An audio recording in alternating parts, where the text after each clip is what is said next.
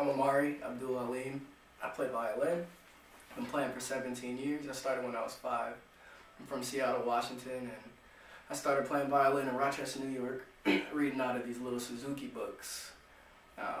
In classical music, often you take private lessons, and Suzuki lessons focus a lot on the ear.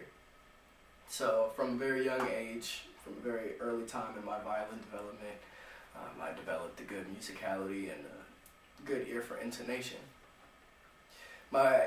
I didn't really like to practice back then. Practicing is very important, but my parents kept me on it. There were lots of things that inspired me to want to start to play. You know, I had talked a lot as a kid, but it was really my parents that kept me on it. And by the time I got to high school, I realized that they kept me on this instrument for so long. They must really have a love for the sound that I make, and that inspired me to commit to it, you know. So I started taking orchestra and youth symphony a little bit more seriously, a little bit more competitively, and I really wanted to learn to play classical music to the best of my ability.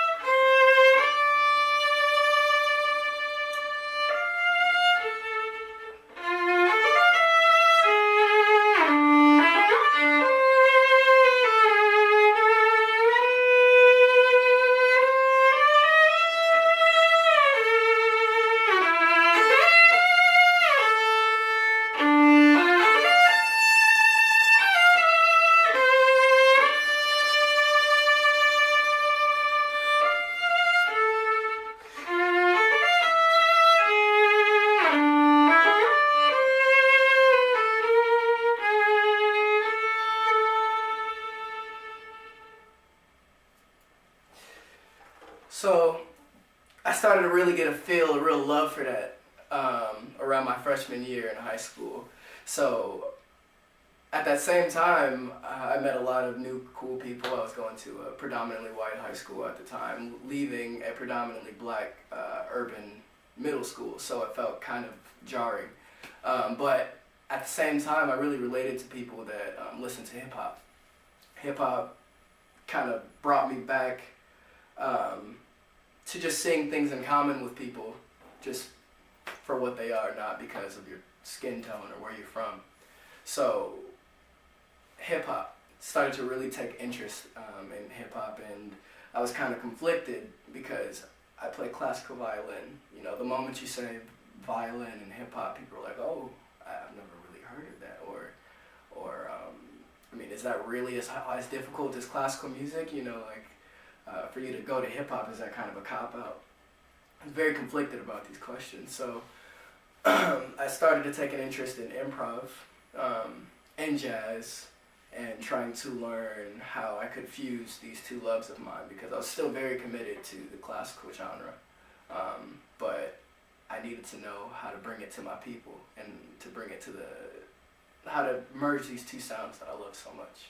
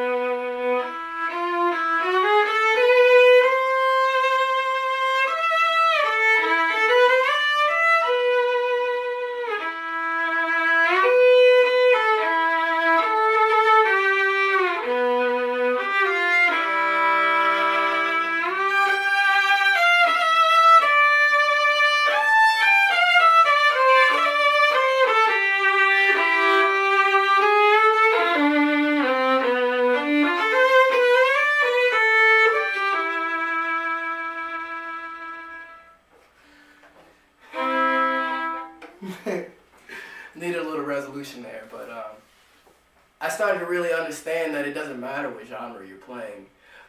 What I really was itching for was to be the most versatile violinist on the market. The most versatile violinist in the world. You know, I wanted to have music for black people, and I wanted to be able to really show out in those classical venues as well, you know. So I went on to major in music. I just finished my undergrad in violin performance here at the University of Missouri in Kansas City. I studied with Joe Genualdi, and over the course of my 4 years here, I've encountered numerous very, very talented musicians that taught me a lot. Some of my closest friends are here in the jazz program, and you know, I'd say the quickest way to learn really anything is immersion. So if you want to get into improv, if you want to get into hip hop, immerse yourself in that culture, and that's the best thing you can do. These days, I really enjoy playing for everybody, playing at every opportunity I can. So recently I played at my great aunt's funeral. She passed at the beginning of the year. And it's a little classical piece that's actually a transcription of a piano nocturne. Right.